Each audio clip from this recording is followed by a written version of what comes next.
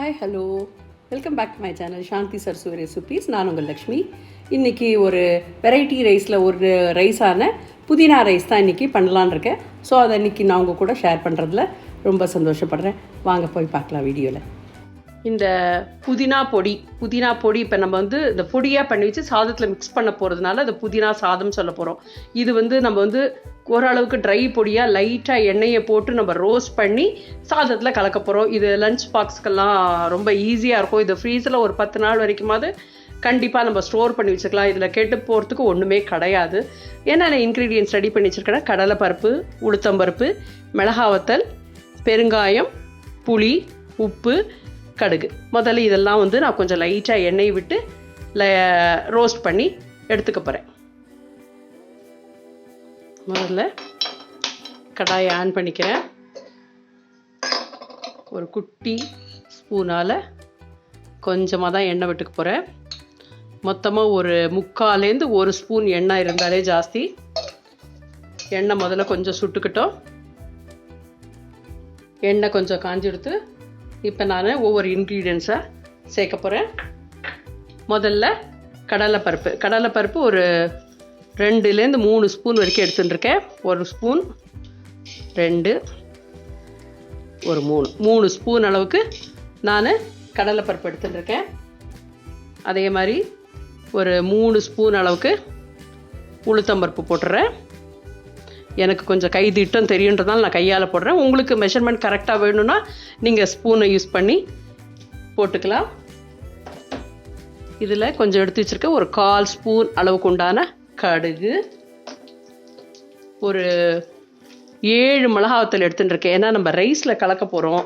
அந்த புதினாக்கு, இந்த கடலைப்பருப்பு, உளுத்தம்பருப்புக்கு இதுக்கெல்லாம் தேவையான அளவுக்கு உண்டான காரம் நான் நிறையா வீடியோஸில் ஆல்ரெடி சொல்லியிருக்கேன். நம்ம மிளகாவை எப்படி நம்ம மெஷர் பண்ணி எடுக்கிறதுன்றது. இந்த கடலைப்பருப்பு, உளுத்தம்பருப்பு, சேர்க்க போகிற ரைஸு, புதினா, உப்பு, புளி, இதுக்கெல்லாம் இந்த குவான்டிட்டிக்கு ஒரு 7 மிளகாவத்தல் தேவைப்படும் எனக்கு தோணித்து. அதனால் நான் 7 மிளகாவத்தல் இது கூட சேர்த்து ஆட் பண்ணி முதல்ல கோல்டன் ப்ரௌனுக்கு ஃப்ரை பண்ணிக்க போகிறேன்.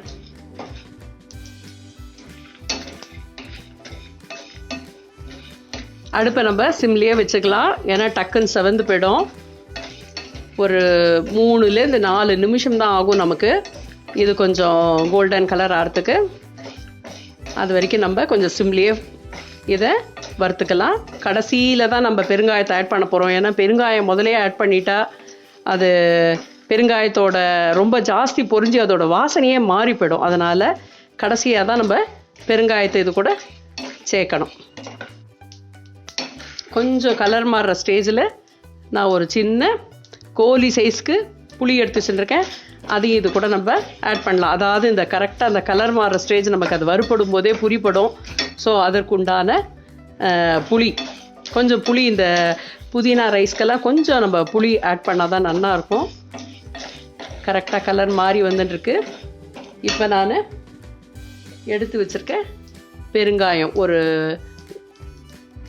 1/4 டீஸ்பூனால் எடுத்து வச்சுருக்கேன். அதையும் ஆட் பண்ணிடுறேன். கொஞ்சம் நல்லா வறுத்துக்கிட்டோம். நான் அடுப்பு அணைச்சிடுறேன். கரெக்டாக கலர் மாறி எடுத்து இந்த சூட்டுக்கே இன்னும் கொஞ்சம் கலர் மாறும். இப்போ அதை நல்லா நம்ம பரட்டி கொடுக்கலாம். நம்ம இந்த புளியை எதுக்கு இந்த வறுக்கும் போது சேர்க்குறோன்னா ஊசி போகாமல் இருக்கும், கெட்டு போகாமல் இருக்கும் மெயினாக. அதனால தான். இதே சட்னினா நம்ம கிள்ளி போட்டு நம்ம மிக்சியில் அரைக்கும் போது ஆட் பண்ணால் கூட தப்பு இல்லை. ஏன்னா அது 1 or 2 days மேக்ஸிமம் நம்ம வச்சுப்போம். இது கொஞ்சம் லாங் ரன்னுக்குன்றதுனால இந்த புளியை சேர்த்து கொஞ்சம் இதை மாதிரி சூடுபடுத்தின்ட்டோன்னா கெடாது. இது ஒரு சின்ன டிப்பு. கரெக்டாக தேவையான பதத்துக்கு ஃப்ரை பண்ணியாச்சு. இந்த மாதிரி கோல்டன் கலர் வந்தால் நமக்கு போகிறோம். அடுப்பையே நான் ஆஃப் பண்ணியாச்சு. ஒரு ரெஸ்டிங் பீரியட் ஒரு 5 நிமிஷம் கொடுத்தோன்னா, இல்லை நம்ம வேறு பிளேட்டில் மாற்றி வச்சுட்டு இதை நம்ம கொஞ்சம் ஆற வச்சுக்கலாம். ஆறின இந்த வறுத்த சாமான்களெல்லாம் நம்ம மிக்ஸி ஜாருக்கு மாற்றிக்கலாம். ஸோ இதே கடாயில் நம்ம புதினாவையும் லைட்டாக ஃப்ரை பண்ணிக்க போகிறோம். இந்த மிக்ஸி ஜார்லேயே நம்ம புதினா பொடிக்கு எடுத்து வச்சுருக்க உப்பு, ஒரு அரை ஸ்பூன்லேயும் 3/4 ஸ்பூன் வரைக்கும் நான் ஆட் பண்ணியிருக்கேன். ஏன்னா இந்த உப்பு காரம் எல்லாத்தையும் அனுசரித்து தான் நம்ம ஆட் பண்ணணும். புதினாவை நல்லா 1க்கு 2 தடவை 3 தடவை நம்ம நல்லா அலசி அதை வடிகட்டி நான் ஒரு துணியில் போட்டு ஈரம் இல்லாமல் ஒத்தி எடுத்துருக்கேன். ஸோ இந்த புதினாக்கு நம்ம இப்போ அதே மாதிரி இந்த ஒரு குட்டி ஸ்பூனாலும் ஒரு அரையிலேன்னு 3/4 விட்டாலே போகிறோம். அதுவே ஜாஸ்தி. கொஞ்சம் நம்ம இந்த மாதிரி வெதிப்பிக்கலாம். ஏன்னா புதினால அந்த ஈரத்தன்மை இருக்கும். ஏன்னா இதில் நீர் சத்து நிறையா இருக்கிறதுனால டக்குன்னு குறுகி திருண்டா போயிடும் நமக்கு. அதனால தான் அதுக்கு உண்டான உப்பு காரமெல்லாம் நான் கரெக்டாக வச்சுருக்கேன்.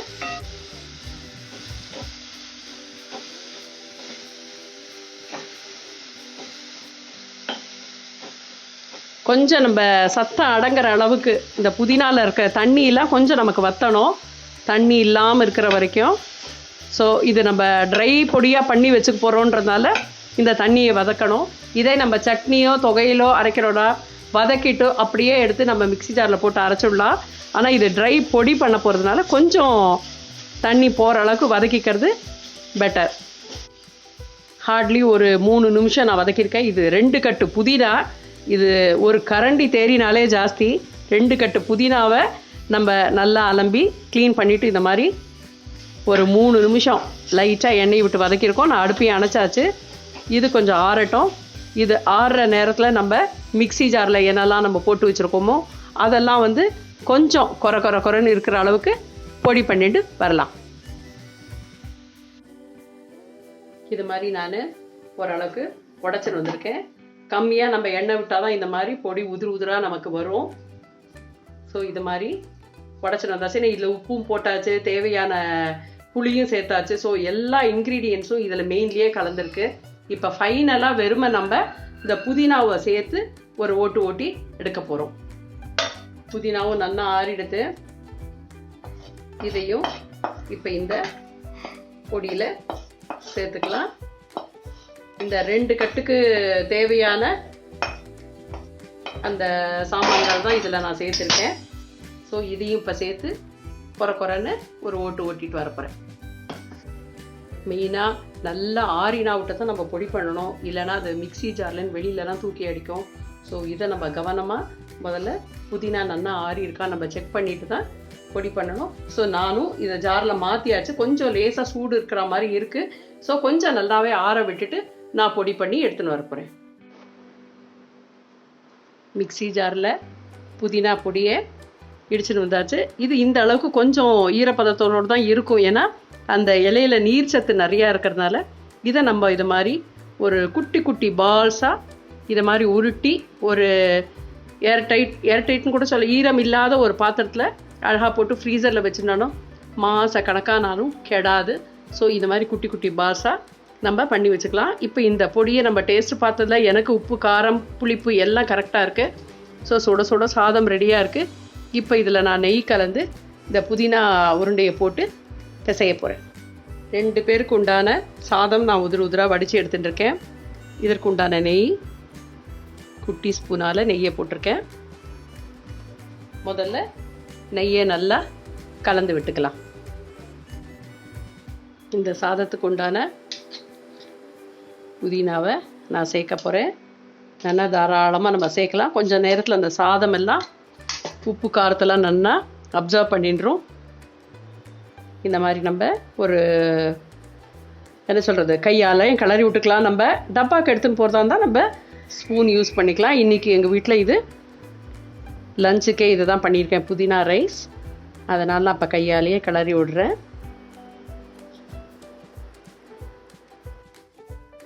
மணக்க உதிரா புதினா சாதம் ரெடி ஆகிடுது. ஸோ இதை நம்ம ட்ராவல்க்கெலாம் எடுத்துன்னு போகலாம். ஏன்னா நம்ம தேங்காய் சேர்க்கலை, ட்ரையாக தான் பண்ணியிருக்கோம். எத்தனை உதிராக வந்திருக்குன்னு உங்களுக்கு நான் அந்த சாதம் கலக்கும் போதே காட்டினேன். ஸோ இது லஞ்ச் பாக்ஸ்க்கு ட்ராவல்க்கு ஒரு 1 டே ட்ராவல்க்கெல்லாம் அழகாக எடுத்துன்னு போகலாம். கெடாது, உடம்புக்கும் நல்லது, வயிற்றுக்கு நல்லது, நிறைய மருத்துவ குணங்கள்லாம் இருக்குது. ஸோ இதெல்லாம் கொஞ்சம் நம்ம சிரமப்படாமல் ஒன்ஸ் இன் அ வே நம்ம இதெல்லாம் யூஸ் பண்ணினா ஹெல்த்துக்கு நல்லது. டேஸ்டியாகவும் இருக்கும், நமக்கு ஒரு வெரைட்டியாகவும் இருக்கும். இந்த வீடியோ உங்களுக்கு பிடிச்சிருந்தா மறக்காமல் லைக் பண்ணுங்கள், ஷேர் பண்ணுங்கள், கமெண்ட் பண்ணுங்கள், அண்டு கண்டிப்பாக சப்ஸ்கிரைப் பண்ணுங்கள். தேங்க்யூ.